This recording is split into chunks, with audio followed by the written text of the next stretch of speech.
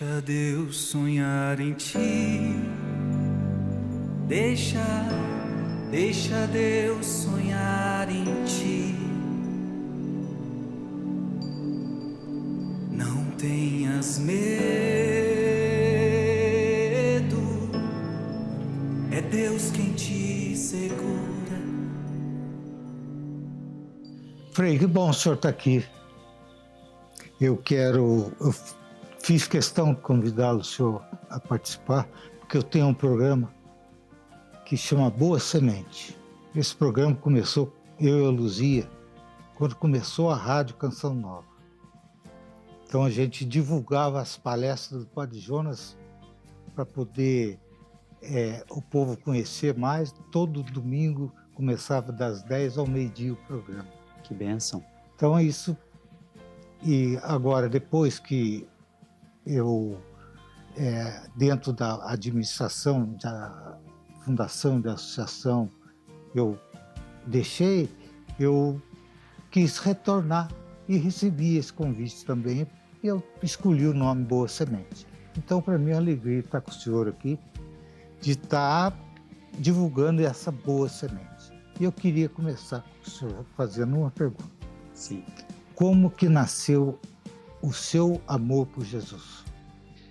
Primeiramente é uma alegria estar aqui, na sua casa, conhecer você mais, a Luzia, a sua família, essa comunidade que eu tanto amo, essa comunidade que é muito especial para mim. Que bom estar aqui, então, fazendo parte do seu programa e bater um papo aqui, né? Bater um papo. O meu amor por Jesus, ele não é desde criança, porque eu venho de uma família de pais separados, então eu acho que quando eu tinha uns 3 aninhos de idade, meus pais se separaram. Então eu cresci nesse ambiente onde eu não ficava nem muito com meu pai, nem muito com minha mãe, acabava ficando muito com a avó. Aquela coisa, né? Vó pega a gente. Então, isso atrapalhou muito a minha história de fé. Porque aí, por lado de pai, eu tinha uma família mais voltada ao espiritismo. Por lado de mãe, eu tinha uma mãe que não era convertida.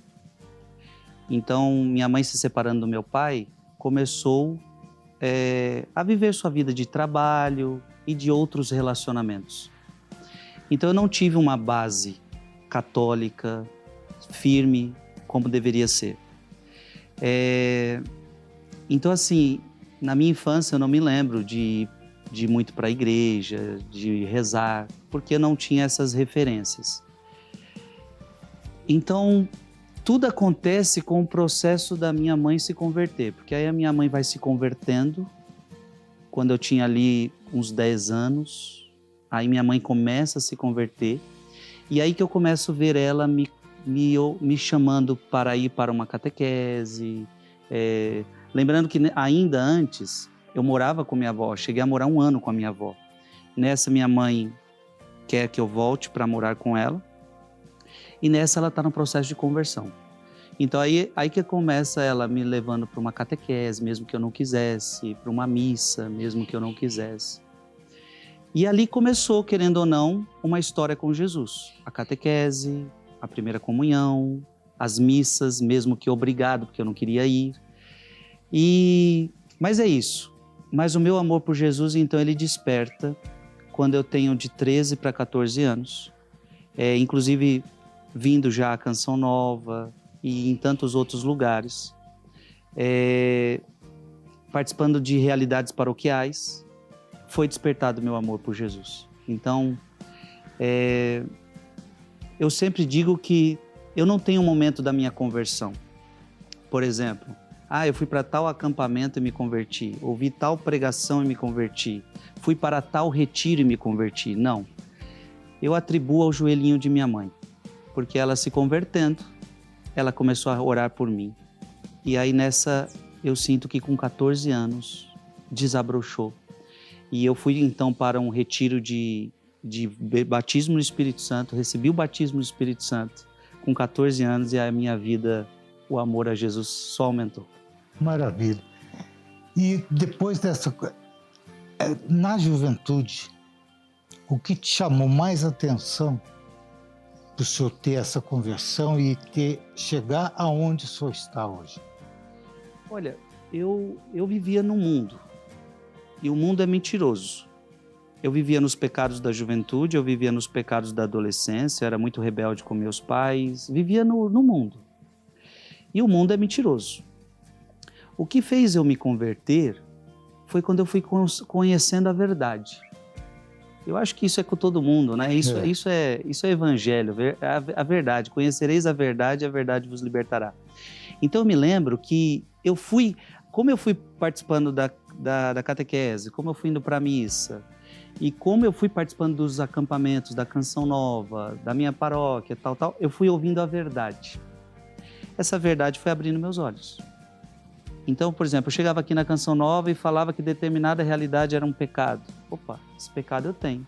E na minha vida, eu sempre fui muito decidido.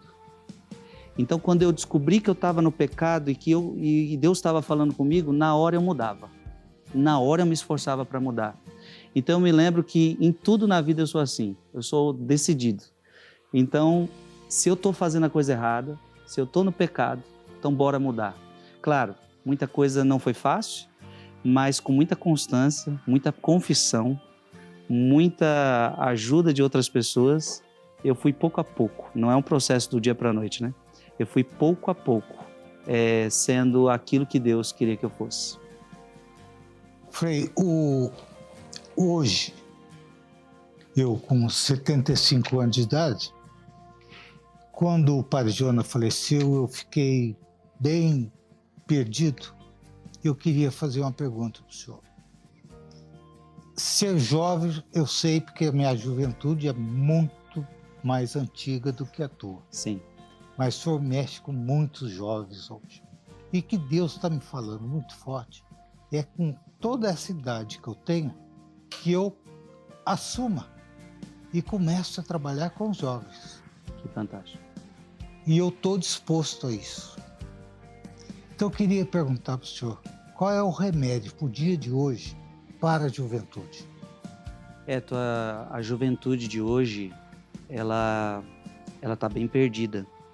Não que antigamente também não tinha esses problemas. Sim. Mas é que hoje a gente tem algo que não tinha no passado, quando o senhor foi jovem, que é... Na verdade, o senhor é jovem, porque a juventude está no coração. Mas naquela época não existia internet, não existia coisas que nós temos hoje, o que faz com que potencialize e acelere. Então não é que a juventude do passado não tinha pecados, e pecados graves. Mas o problema é que agora tudo está muito acelerado. A internet, ela bombardeia a juventude todo dia, o tempo todo, e faz com que a nossa juventude hoje seja muito doente. E a doença que eu falo, me refiro, é a do pecado. Essa é a pior doença que tem. Então eu creio que você está com esses anseios, glória a Deus por isso, porque talvez até porque isso está no sangue, isso está no carisma, né? Padre Jonas me parece que quis começar com os jovens. Justo. Né? Porque é por ele que começa, com ele que desabrocha. Então a Canção Nova começou assim, com a juventude. Então, Eto, você não está errado. A gente precisa ir para cima dos jovens, porque eles só estão perdidos, eles só estão na mentira, eles só estão na ilusão. Se nós chegarmos mostrando que o nosso lado é melhor, eles abandonam o lado de lá e eles vêm para o nosso. Mas a gente precisa, com paixão, com amor, com trabalho, com dedicação, como era o Padre Jonas, como sempre foi a Canção Nova, mostrar para o jovem que o lado nosso é melhor. Então não é que a gente quer tirar eles das alegrias do mundo, pelo contrário, queremos tirar ele dos perigos do mundo e trazê-lo para as verdadeiras alegrias, que é com Jesus, né? Então com Jesus ele vai poder jogar seu futebol, vai poder se brincar, vai poder se divertir, vai poder passear, mas de um jeito totalmente diferente, de um jeito verdadeiramente alegre. Então isso tem que ser feito. Então, Eto, glória a Deus, que Deus está suscitando no seu coração, que é de administrador, que tanto fez bem para a Canção Nova e agora está se dedicando à juventude. Nessa idade, porque se você tem um coração de jovem, Deus está chamando, vai atrás dos jovens. Precisamos alicerçar os jovens. E outra, é importante que os mais velhos cuidem dos jovens, que é coisa que a nossa geração perdeu. Outro motivo que eu acho não, tenho certeza, que o mundo está do jeito que está, é porque em algum momento os mais velhos deixaram de passar as tradições para os mais novos. Não. Olha a minha vida, por que eu não conheci Jesus antes? Porque eu não tive mãe, não tive pai que me falasse no tempo certo. Eu tive que esperar minha mãe se converter para algo acontecer comigo. Então, quem vai receber a fé se não... A Bíblia fala, como é que eu receberei a fé se não tiver quem me fale? Atos dos Apóstolos, estava lendo a Bíblia, estava lendo a palavra, mas como é que eu vou entender o texto se não tiver quem me ensine? Então, assim, não podemos acreditar que a fé vem do além. Você está lá do nada e vai vir uma visão. Não, a fé vem pelo ouvido. Se não tiver quem me fale, eu não aprendo. Então, como é que a fé foi sendo transpassada? De geração em geração. Pais passam para os filhos, avós passam para os netos. E a gente perdeu isso. Então, se Deus está colocando no seu coração alguém que já é sábio, alguém que já é ancião, para cuidar do jovem, isso não está em nada de errado e de absurdo. É assim que nós precisamos voltar. Os mais velhos precisam tomar as rédeas das crianças e dos mais jovens. Evitaria muito mais problemas que a gente tem hoje. Que eu penso, Frei, que a preocupação que eu tenho é porque os jovens de hoje serão Sim. os adultos e os que estarão na sociedade. E que base está tendo? Porque também não adianta a gente ficar falando que hoje é uma juventude fraca. Tudo bem, mas o que eu estou fazendo pela juventude? Sim. Aliás, o Papa Francisco escreveu um documento muito bonito para a juventude, e a gente às vezes acha que a juventude é o futuro. E o Papa Francisco vai dizer, juventude não é futuro, juventude é presente. Juventude é presente. Se a gente quiser falar de futuro, falemos das crianças. As crianças são o futuro de amanhã. Mas o jovem não, o jovem é o presente. É o presente. Porque Deus chama você jovem para ser sacerdote, você jovem para ser uma religiosa, você jovem para ser pregador do evangelho, vocês jovens entraram na comunidade Canção Nova. Então, jovem não é futuro. Como se a gente tivesse que prepará-lo para um amanhã, que daqui 10 anos, quando ele for adulto, 25, 30, 40... Não. Você é o presente. A sociedade precisa de você agora. É o melhor momento para se dar a Jesus, é a juventude, porque é onde você tem mais força, onde você tem mais vivacidade. Eu, por exemplo, eu me tornei padre, entrei no convento com 18 anos, na flor da juventude. E aí me ordenei padre com 27 anos, o mais novo possível. E hoje eu estou com 10 anos de padre, ainda jovem, na flor da juventude. Ou seja, quanto mais jovem, melhor. Tem mais força, tem mais vivacidade. Muita gente fala para mim, Frei, vai com calma, você está trabalhando demais. Só que é o momento que eu tenho, porque lá na frente eu não vou poder trabalhar como eu trabalho hoje. Mas claro, com muito equilíbrio, tenho que cuidar de tudo. Mas para dizer que, graças a Deus, que eu estou no momento que eu tenho que trabalhar mais. Porque vai chegar um dia, eu estava agora visitando o quarto do Padre Jonas, chegou um momento que ele teve que parar. Pelo físico, por tantos fatores. Certo. Então, mas quando ele estava jovem, ele trabalhou incansavelmente. E é isso aí. E essa que é o que me traz a arregaçar as mangas e trabalhar justamente com os jovens. Amém. Porque eu vejo aqui dentro da Canção Nova, nós temos vários jovens com certo PHM, que tem já uma estrutura. E o que eu comecei a conversar com eles é somar essa força. Sim. Certo? Trazer os jovens sarados, trazer a obra de Maria, trazer todos os jovens, certo? Não é que vamos fazer uma super... Não é isso. Nós vamos trabalhar para evangelizar. Amém. E eu queria fazer uma pergunta para o senhor. Eu recebi um desafio de evangelizar, eu e Obra de Maria, evangelizar a África, a juventude da África. Não sei se o senhor conhece, mas 80% da população da África são jovens. E hoje os bispos estão querendo que a gente ajude-os, porque é muito grande o desafio.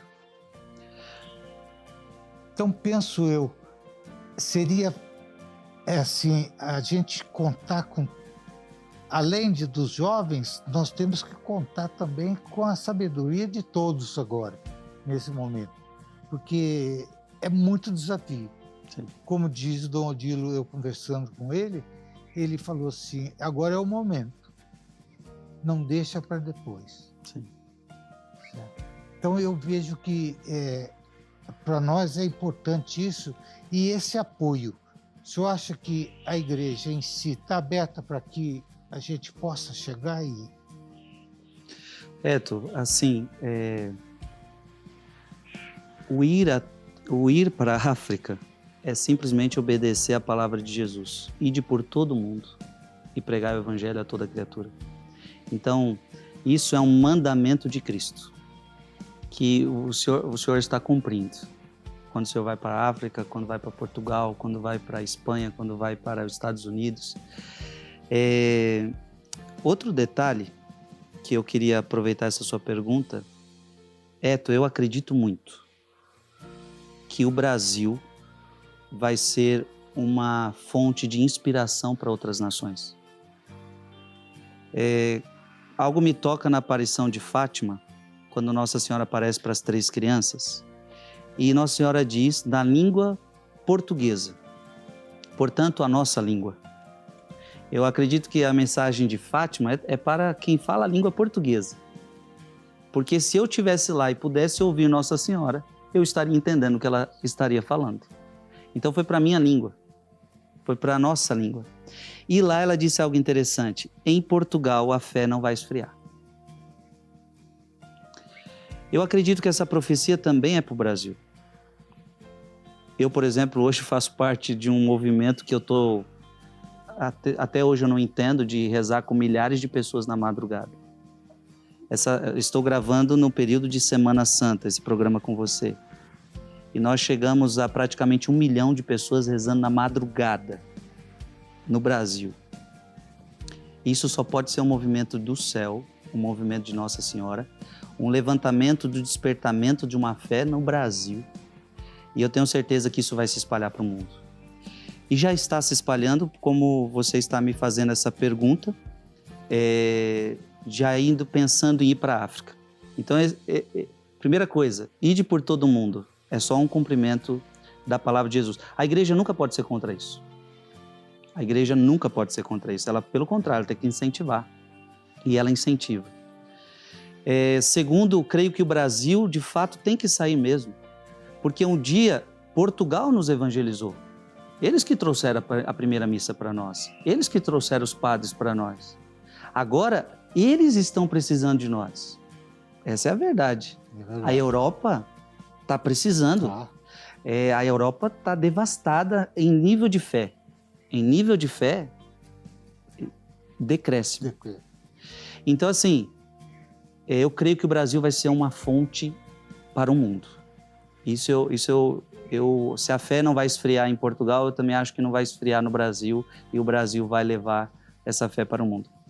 E outro detalhe, Eto, eu creio que a África é um lugar que só de longe, porque eu nunca fui, tenho um sonho de ir para lá, é um dos grandes sonhos que eu tenho é ir para a África. Eu sinto que aquele lugar é um celeiro de vocação. Muito. É um celeiro onde, interessante, me parece, pelo pouco que eu já vi, que ideologias não entram lá dentro, tem dificuldade de entrar lá dentro. Então é um país que, enquanto no Brasil e no mundo inteiro está rolando ideologias pesadas, lá é mais difícil de entrar.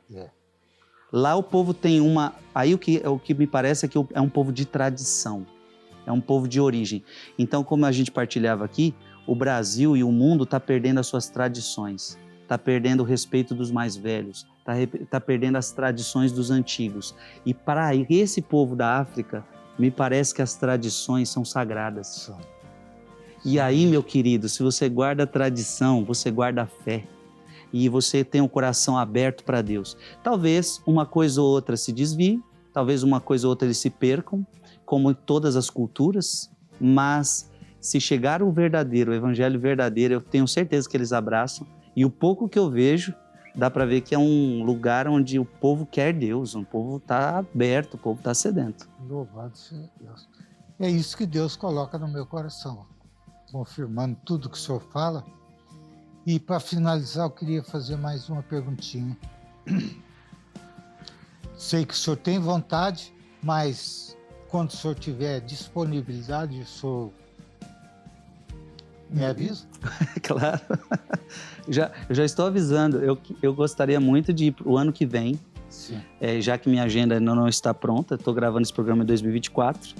Então, já que minha agenda não está pronta, eu queria colocar como uma das prioridades. Ir para a África é um lugar que eu gostaria muito de ir. Lembrar que tem muitos africanos que já rezam o rosário na madrugada com a gente. Muitos, que a gente acompanha. Eu, quando fui para Portugal esse ano, ou ano passado, me encontrei com eles, eles ficam felizes. Então, muitos angolanos se convertendo. Nossa, muitos testemunhos. Então, quero ir sim. E vou tentar, não é uma promessa, que a vida da gente não sabe nem se vai estar vivo hoje à noite, né? Mas, se eu pudesse depender só de mim, eu quero colocar como prioridade a África em 2025. Louvado seja Deus. Frei, obrigado. Obrigado. Eu quero desejar para o senhor muita felicidade e essa juventude sua que se espalhe para o Brasil e para o mundo. Amém. Obrigado, Eto, pelo carinho. Obrigado por essa conversa tão gostosa. Eu tenho certeza que os homens de Deus se unem. Os homens de Deus se encontram.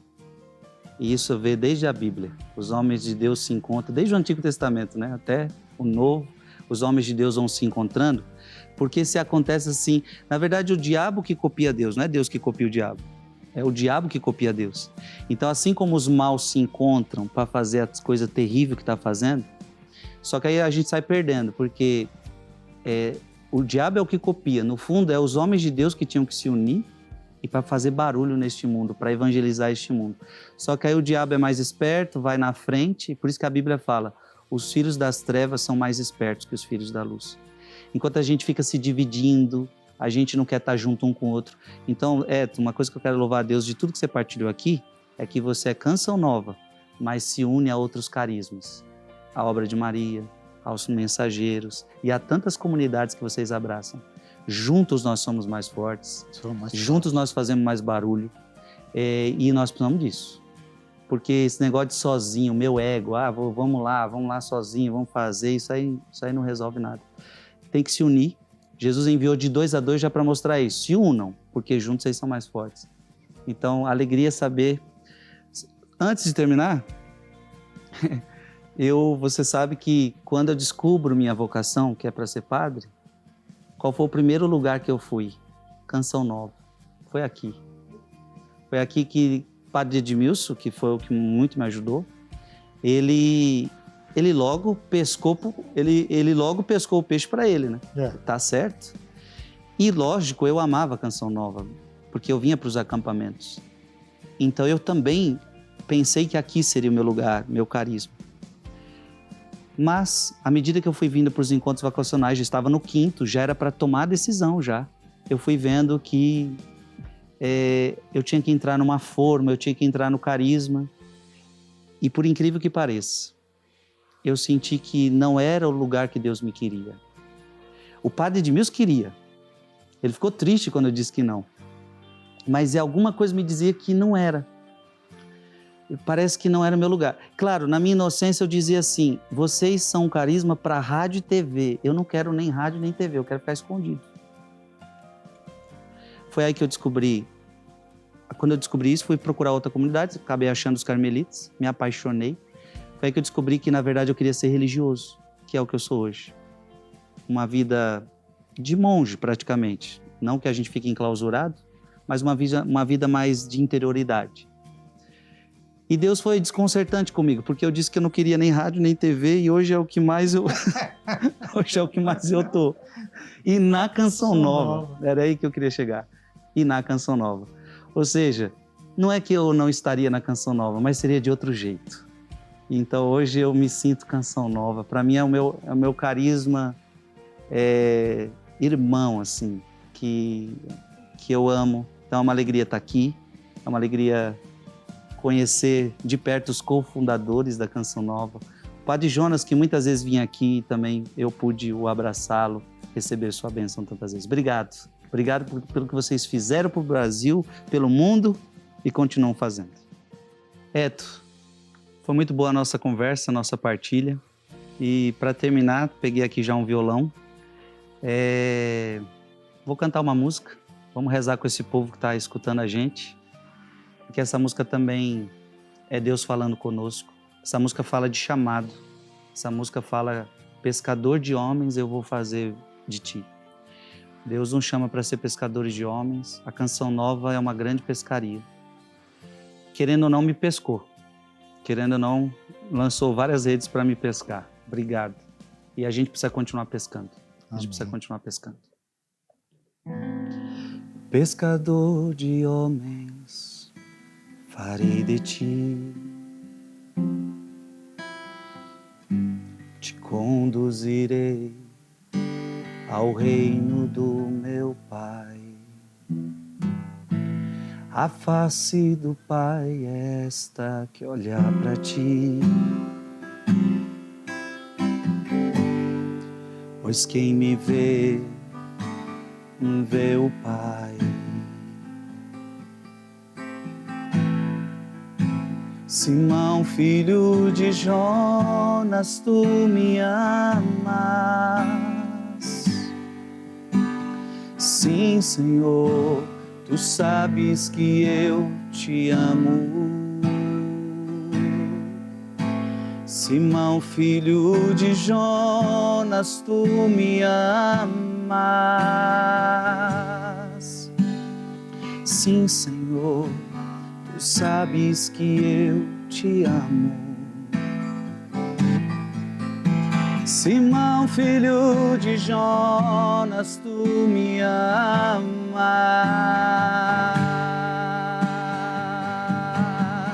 Senhor,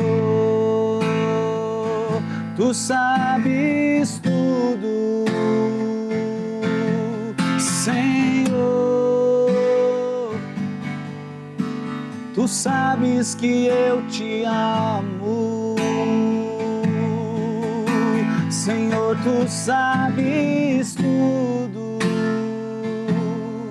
Senhor, tu sabes que eu te amo. Então apacenta as minhas ovelhas, apacenta o meu rebanho.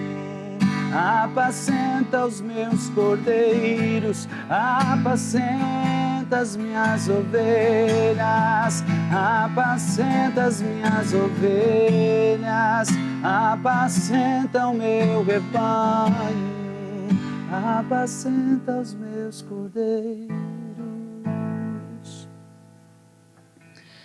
Eu quero terminar esse momento de oração. Você me começou fazendo uma pergunta: como é que começou o meu amor por Jesus? E essa é a pergunta mais importante. Porque se a gente não ama Jesus, a gente vai fazer para o nosso próprio ego, para a nossa própria vaidade. E o ministério que é para si mesmo não salva ninguém. E nem a si mesmo. Não salva nem a si mesmo e os outros piorou. Então essa é a pergunta que Jesus fez para Pedro. Porque é a mais importante pergunta. Você me ama, Pedro? Porque se você não me amar, está tudo perdido. Não é força sua, é graça. Sou eu agindo na sua vida. Você faz por mim, você faz para mim. Então que o nosso amor a Jesus cresça. Eu peço para você que está escutando este programa agora, que o nosso amor por Jesus cresça, que o nosso amor por Jesus cresça. Quanto mais você amar Jesus, mais você vai amar as almas, mais você vai querer almas, mais você vai ter sede de almas. Quanto mais cresce o amor por Jesus, mais o seu coração se alarga, mais você tem capacidade para o sofrimento, mais você tem capacidade para o sacrifício, porque para amar Jesus vai precisar fazer sacrifício, vai precisar fazer renúncia, e para salvar almas vai precisar de sacrifício, vai precisar de renúncia. Por isso, Jesus, eu quero te amar. Eu te amo, Jesus. Eu te amo, Jesus. Eu te amo, Jesus. Aumenta o meu amor por ti, Jesus. Eu te amo, Jesus.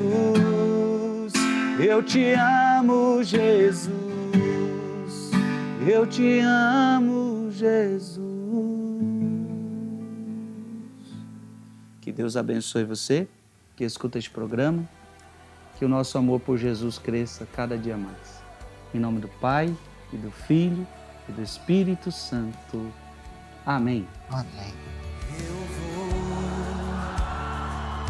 deixar-me guiar e me abandonar no teu querer. Preciso fazer a tua vontade, minha vida. Para onde eu irei? Para onde eu irei?